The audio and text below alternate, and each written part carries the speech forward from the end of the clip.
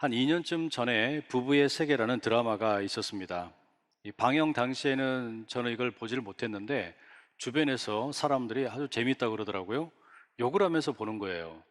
계속 욕을 하면서 뭐 이게 말도 안 된다 그러면서 계속 욕을 하고 보고 또 보더라고요.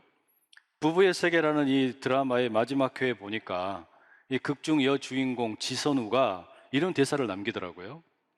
삶의 대부분을 나눠 가진 부부 사이에 한 사람을 도려내는 일이란 내 한 몸을 내줘야 한다는 것, 그 고통은 서로에게 고스란히 이어진다는 것, 부부간의 일이란 결국 일방적인 가해자도 완전 무결한 피해자도 성립할 수 없는 게 아닐까.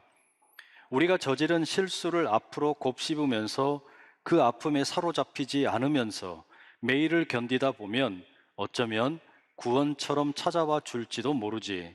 내가 나를 용서해도 되는 순간이. 제가 이 마지막 이 여자 주인공의 대사가 참 인상적이었어요. 내가 나를 용서해도 되는 순간, 그런 구원의 시간이 어쩌면 찾아올 수도 있겠거니, 이 여주인공의 넋두리가 참 신학적이다라는 생각이 들었어요. 여러분, 과연 우리 가정이 구원받을 수 있을까요? 과연 우리가 부부 사이에 서로에게 잘못한 것이 용서받을 수 있을까요? 과연 우리가 부부 사이에 서로를 용서할 수 있을까요? 과연 부부 사이의 갈등으로 인해서 상처받은 우리 자녀들의 아픔이 치유될 수 있을까요? 참 신학적인 질문이기도 합니다. 이런 이유 때문에 우리가 오늘 본문을 좀 깊게 들여다볼 필요가 있어요. 먼저는 이 본문이 속한 이 단락의 장르에 대한 이야기를 좀 드려야 되겠습니다.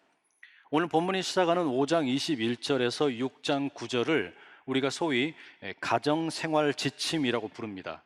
이것은 초대교회 당시에 그 성도의 가정 안에서 함께 사는 사람들끼리 감당해야 하는 의무를 종합하고 있는 장르입니다. 그래서 남편과 아내의 관계, 또 부모와 자녀의 관계, 종과 주인의 관계에 대해서 지침을 제시합니다. 이와 같은 내용이 골로새서 3장 18절에서 4장 1절에도 나오고요. 베드로전서 2장 18절에서 3장 7절에도 나옵니다. 그렇다고 해서 이런 가정생활 지침이라는 것이 성경에만 있는 것은 아니에요. 가정생활 지침이라고 하는 것은 인류 역사 가운데 많은 곳에서 찾아볼 수 있습니다. 고대의 철학과 윤리에서도 이런 종류의 지침들이 많습니다. 국가와 가정, 사회 안에서 각 개인이 어떻게 의무를 다해야 하는가, 이런 지침들이 있어요. 일반적으로 보면 이방의 고대의 철학과 윤리학은 이런 어떤 그 가정생활 지침을 이야기할 때 아랫사람이 윗사람에게 해야 할 도리를 주로 다룹니다. 반면에 유대인들은 이와 조금 달랐어요. 유대인들은 그 이방이 가지고 있던, 이방 사람들이 가지고 있는 가정생활 지침으로부터 영향을 받았습니다. 그리고 그것을 발전시키게 됩니다. 그 핵심이 뭐냐면, 이방의 경우에는 주로 아랫사람이 윗사람에게 어떻게 행하여야 하는가, 이것만 다루는데, 유대교의 전통에서는 아랫사람과 윗사람이 함께 서로에게 상호 의존적으로 존중할 필요가 있다는 이야기를 많이 하게 됩니다. 신약 성경의 윤리 역시 마찬가지예요. 신약 성경은 이방의 가정생활 지침으로부터 영향을 받고 유대교로부터도 영향을 받게 됩니다. 그러니까 공통된 분모들이 많이 있어요. 하지만 신약 성경의 윤리에는 이방의 윤리나 또는 이 어떤 유대교의 가정생활 지침과는 차별되는 부분이 있어요. 기독교의 어떤 신앙의 독특한 부분이 있다는 이야기입니다. 왜 우리가 이와 같이 가정 안에서 윤리적인 삶을 살아야 하는가? 그 근거가 있고 내용이 있다는 이야기예요. 오늘은 그래서 바로 그런 성경 속에 담겨 있는 부부의 관계의 핵심, 그 중에서도 우리 기독교만의 독특한 점이 어떤 건가, 이걸 좀 말씀을 드리려고 합니다. 첫째는요, 성경 가운데 나타나는 이 부부 세계의 핵심적인 가르침은 피차 복종하라라는 데 있습니다. 22절 말씀이 이렇게 되어 있죠. 아내들이여 자기 남편에게 복종하기를 주께 하듯 하라. 아내들에게 주는 지침 첫 번째가 뭐냐면 남편에게 복종하라는 거예요. 그리고 23절에 읽어보시면 아내들은 남편을 머리로 생각해야 한다라고 말합니다. 여러분, 이 말씀 어떻게 느낌을 받으십니까? 아내는 남편에게 복종을 하고, 그리고 남편은 아내의 머리가 된다. 여러분 어떠세요? 많은 젊은 여성들이 이런 말씀 때문에 성경을 고리타분하다라고 생각을 합니다. 시대착오적이고 세속적이고 봉건적인 가부장제 사회를 옹호하는 말씀이라고 생각을 하는 거예요. 충분히 그렇게 느낄 만합니다. 정말로 아내에게 너무 과도하게 희생을 요구하는 것처럼 읽힙니다. 그런데 이 본문을 우리가 자세히 읽어보게 되면 흥미로운 점이 있어요. 그게 뭐냐면 22절 말씀을 우리가 헬라어 성경으로 읽어볼 때 동사가 없습니다. 아내들 보고 남편에게 복종하라라고 이야기하는데 복종하라라는 말이 없어요. 아니, 그런데 왜 우리말 성경에는 아내들에게 남편을 향하여 복종하라 이렇게 적고 있습니까? 그것은 21절에 있는 말씀을 받았기 때문에 그렇습니다. 여러분, 21절 말씀을 한번 같이 읽어보시죠. 시작. 그리스도를 경외함으로 피차 복종하라. 이게 무슨 이야기입니까? 22절에 나오는 이 아내들에게 남편을 향해 복종하라는 말씀은 그저 남편에게는 무한한 권위를 부여하고 아내들은 그 밑에서 무조건 깨갱하면서 희생하고 복종하라는 그런 말씀이 아니에요. 오히려 이어지는 구절에 나오는 남편에 대한 권면을 보게 되면 이게 그렇지 않다라는 게 명백하게 드러납니다. 25절 이하에 남편이 해야 될 지침들이 나옵니다. 그 핵심이 뭐냐면 남편은 아내에게 자기 자신을 주어야 합니다. 쉽게 말하면 자기 목숨을 내놓아야 된다는 이야기예요. 이게 결코 아내가 손해가 아닙니다. 아내는 남편에게 복종을 하면 되지만 남편은 아내를 위해서 자기 목숨을 내놔야 돼요. 죽어야 된다는 이야기입니다. 그럼 누가 손해예요?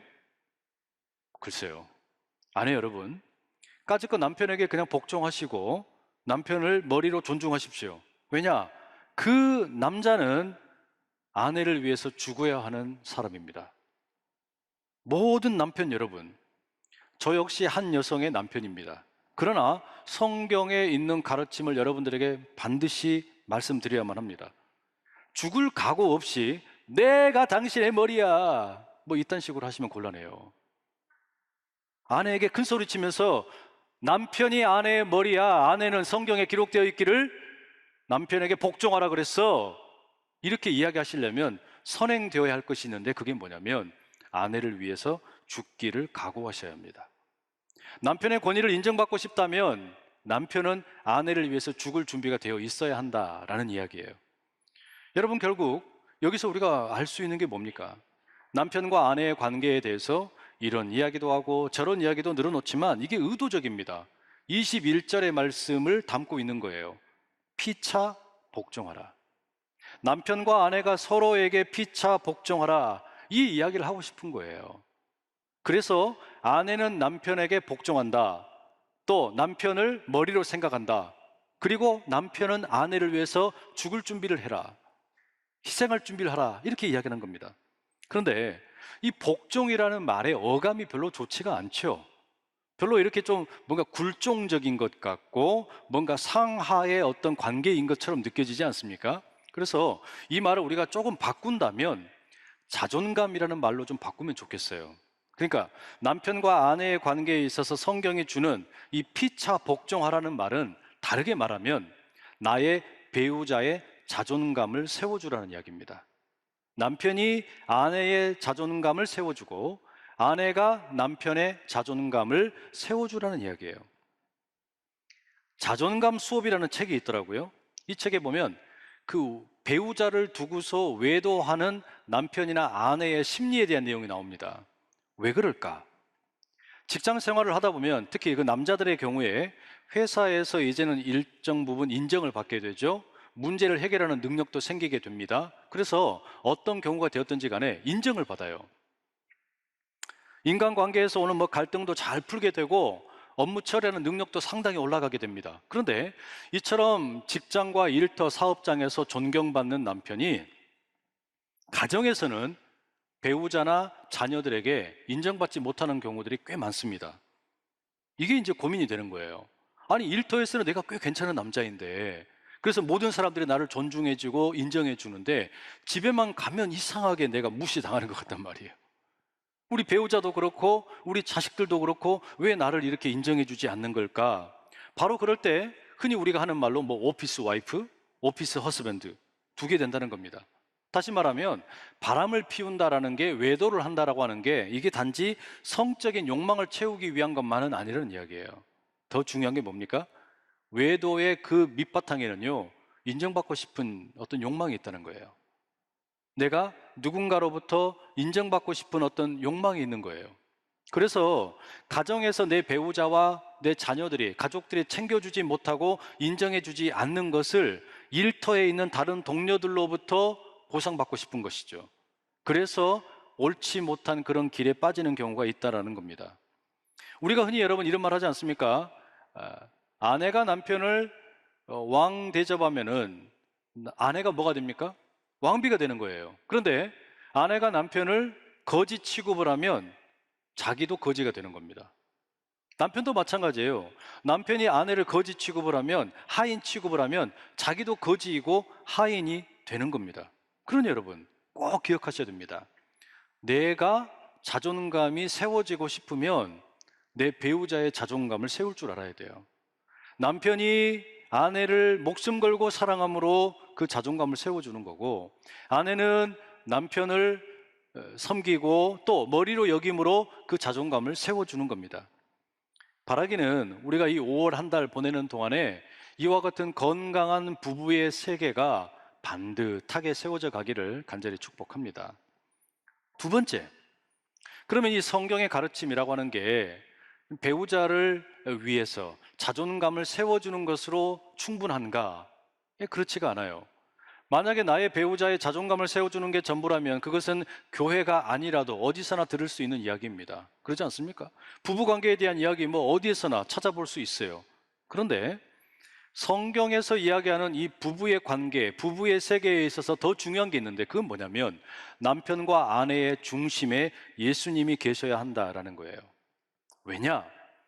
남편과 아내, 그 부부의 세계의 중심에 예수님이 계실 때 우리가 비로소 창조의 신비를 깨닫고 구원의 신비를 깨달을 수 있기 때문입니다.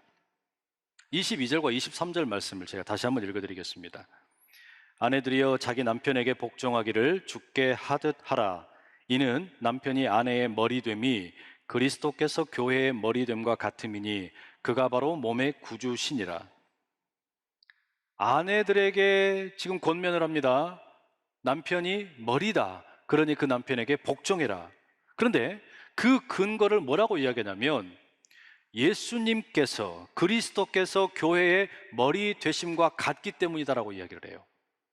그러니까 아내가 남편을 그렇게 존중하고 복종하고 머리로 삼아야 되는 이유는, 그 근거는 그리스도와 교회의 관계에 있다라는 거예요. 근데 이 머리라는 말의 뜻이 뭘까요? 이 머리라는 단어는 여러 가지 의미가 있습니다. 뭐 물리적인 우리 몸의 일부로서의 머리도 있지만, 그것보다 더 중요한 뜻은 시작 혹은 근원이라는 뜻이 있어요. 성경에 시작하는 첫 번째 단어가 뭡니까? 창세기 1장 1절에 보면 태초에라고 되어 있죠. 이 태초에라는 말, 그러니까 그 근원에라는 말인데 이게 히브리어로는 로쉬라고 합니다. 이 말은 머리라는 뜻도 있어요. 그러니까 머리라는 말 속에는 근원 또는 시작이라는 의미가 담겨 있습니다. 왜 예수님이 교회의 머리가 된다라고 말하는 걸까요? 예수님이 교회의 근원이자 시작이 되시기 때문입니다. 다시 말하면 그 예수님이 교회의 머리 되신다라고 하는 것은 창조의 질서가 그 속에 들어있다는 이야기예요. 마찬가지예요. 왜 남편이 아내의 머리가 된다라고 말합니까? 창세기 2장에 보면 남자와 여자를 창조하시는 순서가 나오는데 여자는 남자의 갈비뼈에서 시작을 합니다. 그렇기 때문에 아내의 근원, 아내의 시작이 남편이라는 겁니다. 그런 의미에서 남편에게 순종하라라고 이야기합니다. 남편의 경우는 어떻습니까? 25절에 이렇게 말하죠. 남편들아 아내 사랑하기를 그리스도께서 교회를 사랑하시고 그 교회를 위하여 자신을 주심같이 하라. 남편에게 주는 지침은 아내를 위해서 자기 목숨을 바쳐라, 희생해라, 이렇게 이야기하는데 이건 역시 근거가 뭐냐면 예수님과 교회의 관계에 있어요. 예수님께서 교회를 위해서 자기 자신을 희생하신 것처럼 남편도 아내를 위해서 그렇게 희생해야 한다라는 겁니다. 자, 여러분, 이렇게 보면 남편과 아내 사이의 관계에 대한 이 성경의 권면에 그 중심에 뭐가 있습니까? 예수님이 계시는 거예요. 예수님과 교회의 관계가 놓여 있다라는 말입니다. 남편과 아내 사이는 적어도 우리 세례를 받은 그리스도인들에게 있어서는 그리스도께서 중심에 계셔야 된다라는 이야기예요. 그런데 남편을 향해서 왜 아내가 순종해야 하느냐? 이 순종은 창조와 관련이 있단 말이에요. 아내는 본능적으로 어떤 일을 하게 됩니까? 아이를 출산하게 됩니다. 창조의 일을 감당을 하는 거예요. 그런데 이 창조의 일을 감당하는 것은 하나님으로부터 임하게 됩니다. 하나님께서 남편과 아내를 만드셨고, 그리고 이 아내를 통해서 이제 또 다른 창조의 일을 행하려고 하시는 거예요. 교회가 그리스도로부터 창조되었던 것처럼 이제 하나님께서는 가정 가운데 아내를 통해서 또 다른 창조의 일을 하시는 겁니다. 그러니까 아내가 남편에게 순종하는 것은 가정 가운데 창조의 기둥을 세우는 일이에요. 자, 그러면 남편의 역할은 뭐냐? 남편은 아내를 위해서 자기 몸을 희생해야 돼요. 예수님께서 교회를 위해서 희생하신 것처럼 그게 뭡니까? 십자가의 구원을 위한, 십자가를 통한 구원입니다. 그러니 남편이 아내를 위해서 희생을 한다라고 하는 것은 단순한 희생이 아니라 이 가정이라는 공동체 가운데 구원이라고 하는 기둥을 세우는 거예요.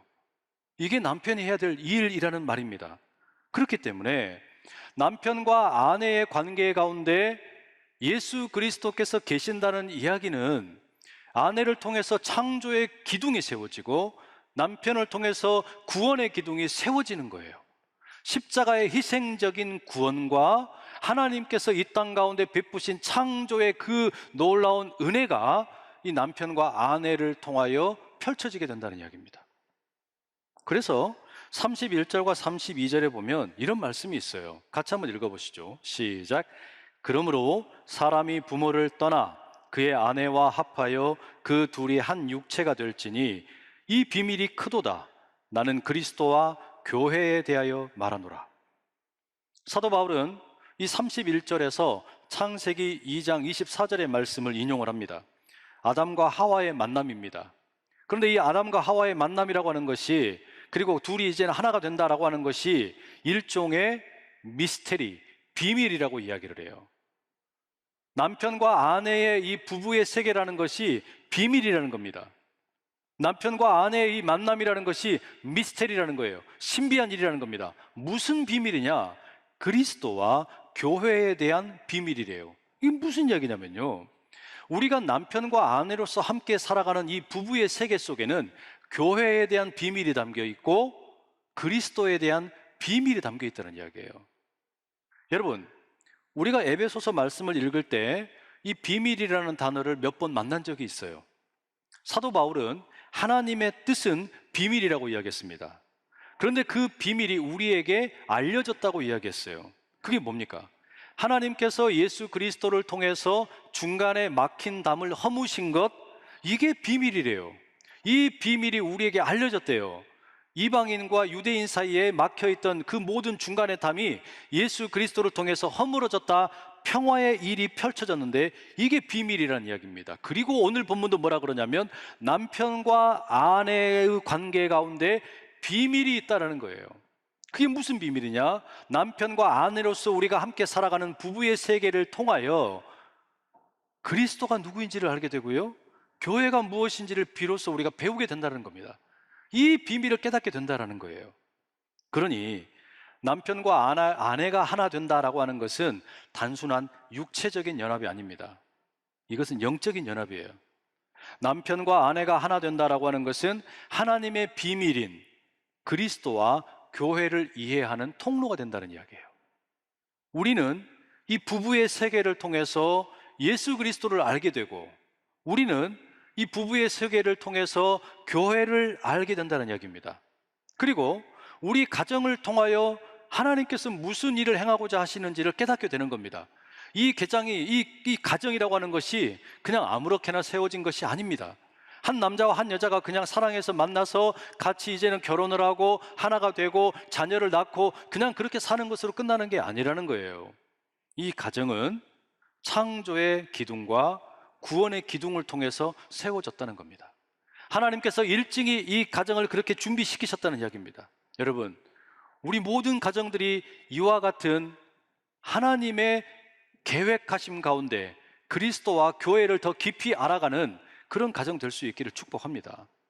그러기 위해서는 남편과 아내의 부부의 관계가 중요해요. 무엇보다 이 남편과 아내의 사이에 예수님께서 계셔야 합니다. 그리고 그 예수님이 계실 때 비로소 아내는 창조의 기둥을 세우고 남편은 구원의 기둥을 세워가며 진정한 하나님의 계획, 예수 그리스도와 교회를 깨닫게 된다는 말씀이죠. 이 복이 여러분 모두 가운데 임하기를 간절히 소망합니다. 이제 마지막 하나 더 살펴볼 게 있어요. 우리가 왜 부부로 살아가는 걸까요? 우리가 왜 남편과 아내로서 살아갑니까? 자녀를 낳기 위해서? 아니면 성적인 욕망을 해소하기 위해서? 아닙니다. 우리가 부부로 살아가는 관계는 피차 복종하는 관계입니다. 이 부부관계의 중심에 예수님이 계세요. 가정 안에서 아내를 통해 창조의 원리가 세워져 가고 남편을 통해 희생의 구원의 원리가 세워져 갑니다. 그리고 그리스도를 깨달아 알게 되고 교회의 비밀을 우리가 알아가는 거예요. 그리고 결론적으로 이 부부관계의 목적이 뭐냐? 그것은 거룩입니다. 26절과 27절 말씀 읽어드립니다. 이는 곧 물로 씻어 말씀으로 깨끗하게 하사 거룩하게 하시고 자기 앞에 영광스러운 교회로 세우사 티나 주름 잡히는 것이나 이런 것들이 없이 거룩하고 흠이 없게 하려 하십니다. 여러분, 이 구절에 보면 거룩이라는 단어가 두 번 사용되고 있죠. 이게 뭘 이야기합니까? 예수님께서 교회를 사랑하신 이유가 뭐냐? 자기 목숨을 내어주신 이유가 뭐냐? 이 교회를 거룩하게 하기 위함이라는 거예요. 예수님이 이 교회를 깨끗이 만드셔서 하나님께 영광 올려드리기 위해서 이 교회를 지극히 사랑하시고 또 사랑하셨다는 겁니다. 그리고 이와 같은 원리가 부부관계 가운데에도 가정 가운데도 그대로 적용이 됩니다. 왜 우리가 남편과 아내가 서로에게 피차 복종을 해야 되는 거냐? 왜 아내는 남편을 머리로 생각을 하고 그에게 순종을 하는 거냐? 왜 남편은 아내를 자기 목숨을 다해서 사랑하고 희생해야 되는 거냐? 창조의 원리를 배우고 구원의 원리를 배우면서 그리스도께서 어떤 일을 행하셨는지, 교회는 어떤 공동체인지 우리가 배움으로써 결국은 이 가정이 하나님이 거하실 만한 초소가 되어가는 겁니다. 이 가정에 하나님이 거하실 만한 초소가 된다는 거, 거룩의 공간이 된다는 이야기예요. 하나님은 단지 이 예배당에만 계시는 게 아니에요. 하나님은 우리가 예배하는 이 예배 공동체 교회에만 계시는 게 아니라 또한 교회와 같은 가정에도 거하시기를 기뻐하신다는 이야기입니다. 그게 하나님께서 우리에게 남편이 되고 아내가 되어서 살아가는 목적이라고 이야기하시는 거예요. 이걸 조금 더 다시 말씀을 드리면 이렇습니다. 교회라고 하는 곳이 거룩을 배우는 학교라면 가정은 그 거룩을 실천하는 현장이 되는 겁니다. 에베소서에 나오는 평화의 단어로 표현을 한다면 교회는 평화를 배우는 학교라면 가정은 평화를 실천하는 첫 번째 현장이 된다는 이야기예요. 에베소서 5장 33절 이렇게 말씀합니다. 그러나 너희도 각각 자기의 아내 사랑하기를 자신같이 하고 아내도 자기 남편을 존경하라. 남편이 아내를 자기 목숨 다해서 사랑하는 거, 희생적인 구원의 원리를 드러내고 아내가 남편을 존경하고 자기의 머리로 생각을 하고 순종하는 거, 창조의 원리를 드러냅니다. 그리고 그 가운데서 그리스도께서 어떤 분이신지를 깨닫는 거예요. 어디에서도 경험할 수 없는 신비가 그 속에 담겨 있습니다. 교회가 무엇인지를 배우는 거예요. 그리고 궁극적으로 우리가 배우는 건 뭐냐? 하나님이 이 가정에 임하기를 원하신다. 하나님께서 이 가정을 초소로 삼기를 원하신다라는 거예요. 교회 가운데 임하시는 그 하나님께서 우리의 가정 가운데도 임하기를 원하신다라는 겁니다. 여러분, 그게 우리를 향한 하나님의 뜻이에요. 그게 하나님께서 우리로 하여금 가정을 이루게 하시고 남편과 아내가 되어서 함께 피차 복종함으로 살아가야 할 이유라고 말하는 겁니다. 여러분, 성경이 이야기하는 부부의 세계란 어떤 것입니까? 둘이 하나 되는 사이, 피차 복종하는 사이, 서로의 자존감을 높여주는 사이, 예수님이 중심에 있는 사이, 창조와 구원을 맛보는 사이, 거룩과 평화를 연습하는 사이, 바로 그런 건강한 부부가 우리 가운데 가득가득 세워지기를 간절히 축복합니다.